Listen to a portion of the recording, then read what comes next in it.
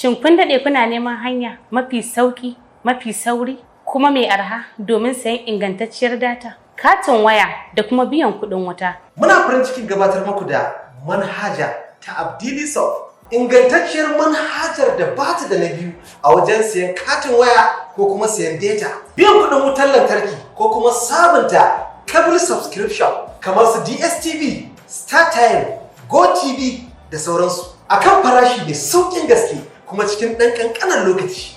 Maza ku garzaya ku soke manhajar AbdeelySub a Play Store ko kuma App Store domin more data mai sauƙi. Za ku iya tuntuɓar customer care ɗinmu awa 24 domin warware matsalolinku a kodayaushe ta lambar wayarmu kamar haka: 09061790906. AbdeelySub, ingantacciyar manhajar da babu irinta.